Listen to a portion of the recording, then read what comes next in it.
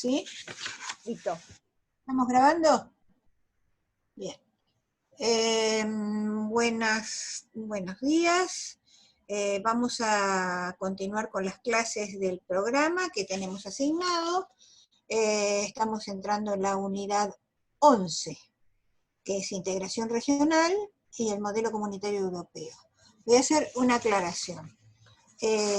Trataré de dar los lineamientos más importantes del proceso de integración regional y fundamentalmente viendo el modelo europeo, yéndonos hacia el modelo del Mercosur.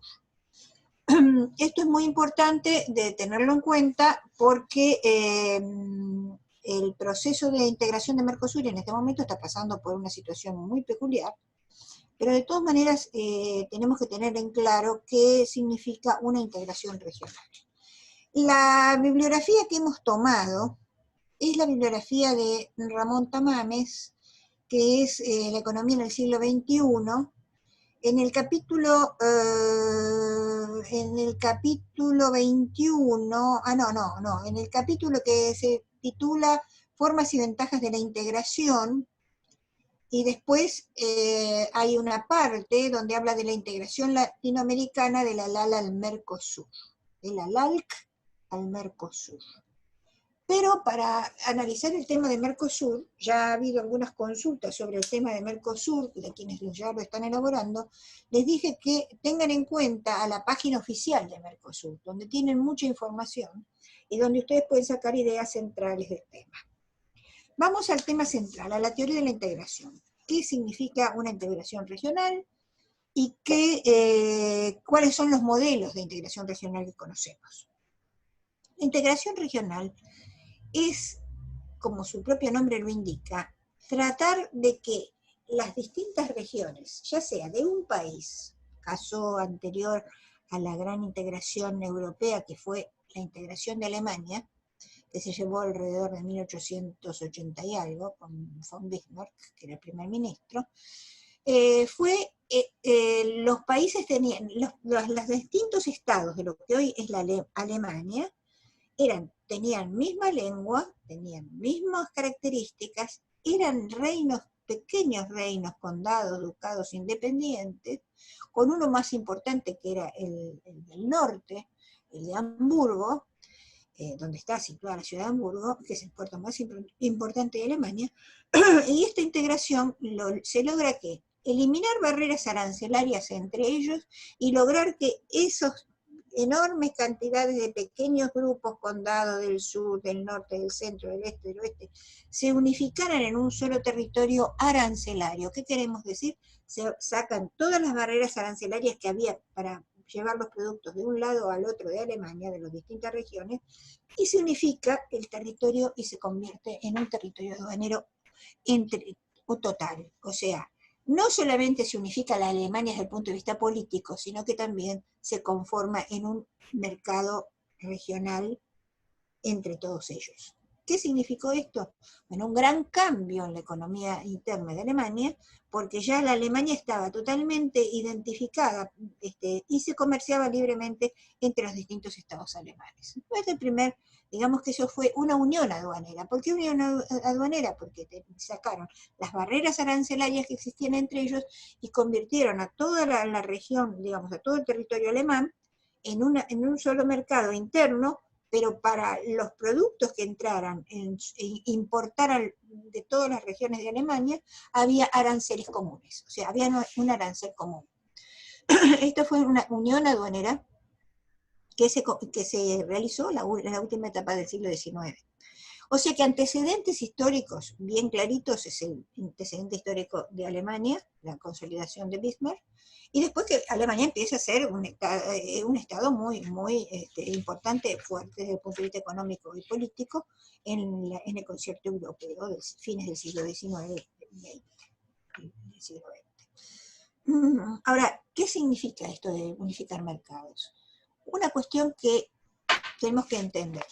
Podemos tratar de que en varios mercados, que no sean de un mismo país, ya no estamos hablando de un solo país, sino que estamos hablando de varios países, o de 2 países por lo menos, en donde cada país tiene su política independiente, sus maneras de manejar la economía y demás del país, pero quieren lograr unificar sus mercados internamente, para poder comerciar con más libertad entre ellos, hacer más activa la economía, más activo el comercio, mayor ocupación de factores, etcétera, etcétera.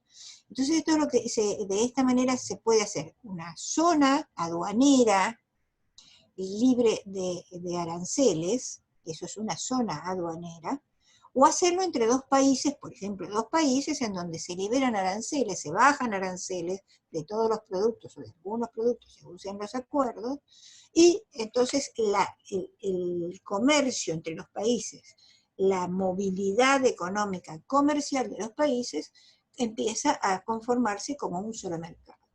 Ahora, ¿qué pasa? Ahora es donde vemos los grados de integración, cómo se va conformando un mercado único en distintas etapas. La unión aduanera que hablábamos en principio, que era la unión aduanera que se conformó en Alemania, ya tenía características, o sea, tenía características propias, iba más allá de una simple zona de libre comercio, lo que nosotros llamamos, o sea, tenemos el primer escalón, que es esta zona aduanera libre de aranceles aduaneros para una región. Solamente supónganse que el límite geográfico es entre dos naciones. Bien. La segunda posibilidad, o el segundo grado de integración, es la zona de libre comercio. ¿Qué significa esto? Que dos países, tres, cuatro, lo que suceda, tienen internamente libertad arancelaria, o sea, van bajando sus aranceles aduaneros entre los países para hacer el comercio más fluido, más amplio, más factores de producción entre ellos, y esto beneficia al comercio interno del país y a la economía del país. Pero con respecto a los terceros países, o sea, los países que no están en esa zona de libre comercio, los aranceles aduaneros no tienen por qué ser unificados. O sea, si no se unifican aranceles, por ejemplo, supongamos, queremos importar productos de Japón. Entran por el país A con un arancel de importación del 12%. Entran por el país B el mismo producto desde Japón con un arancel del 7%. O sea, que los países no han unificado sus aranceles aduaneros hacia terceros países, sino que por el contrario se han limitado a mantener cada uno de ellos su arancel aduanero, que ya lo tendrían establecido. ¿Qué significa esto? Que la zona de libre comercio es para los productos, y esto lo tienen que tener muy en cuenta, de acuerdo a lo que se establezca en los acuerdos, para los productos de origen nacional. Es muy común que toda industria tenga los productos, las unidades de producción, al final tengan algún producto importado. Entonces se establece como si es producto nacional o es producto importado. No, es un producto nacional porque tiene, supónganse ustedes, el 70% de producción nacional y un 20, un 30% de productos importados. Ese es un producto nacional y se puede comerciar internamente entre los dos países. Porque si no, sigan decirme, bueno, mirá, escuchame, yo importo con menos valor, menos impuesto, importo el auto de Japón, como tengo libre circulación de los productos, ya el auto está registrado en Brasil, por ejemplo, lo entro el auto japonés con un arancel muy bajo, y entro a la Argentina, entonces, ¿qué pasa? Todos los argentinos van a querer comprar autos en Brasil. No, no es así.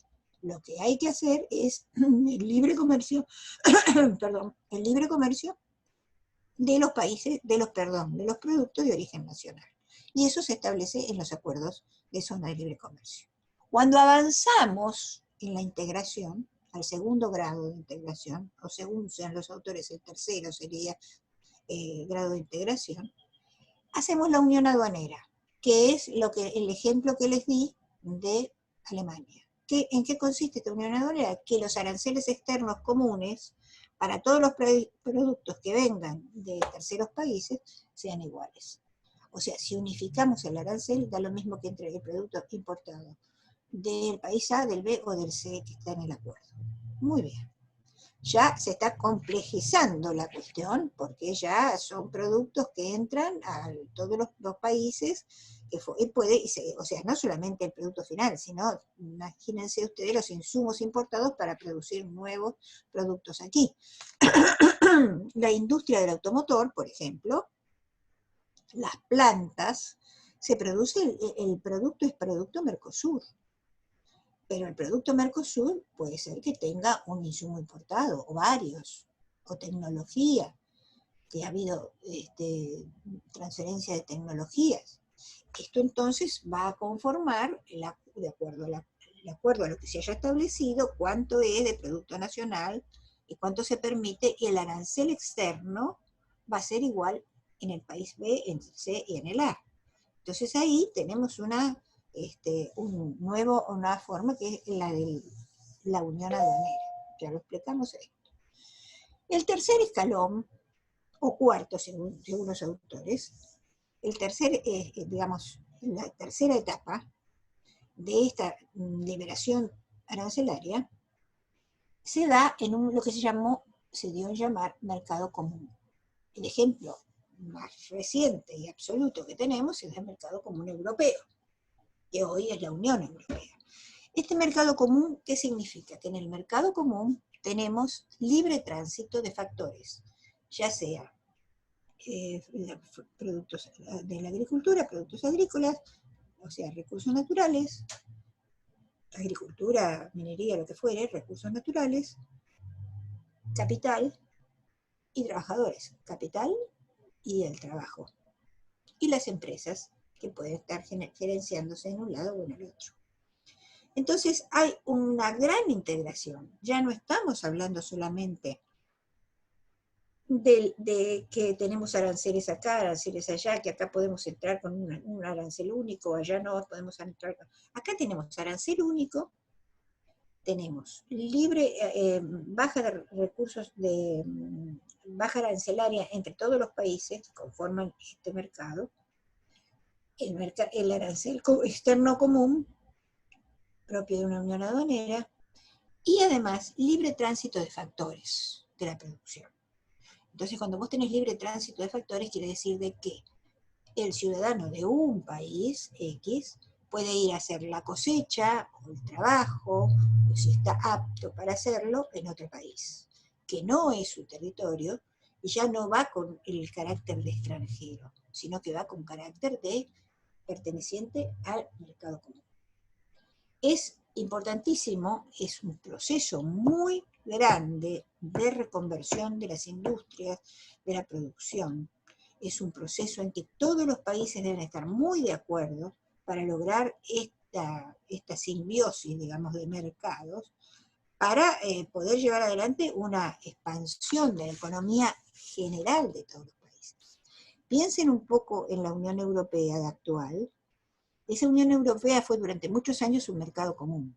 Le faltaba tener un elemento fundamental, que era tener una moneda única para no tener que estar con una moneda que fuera tipo de cambio de cada uno de los países y todos no estaban con el mismo valor del tipo de cambio.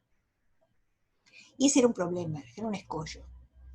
Y además, el caso del mercado común europeo significa que los países, yo estoy hablando del mercado, no de la Unión Europea. En la Unión Europea se agrega el tema de la moneda única y además se perfeccionan las instituciones que ya estaban funcionando en el mercado común.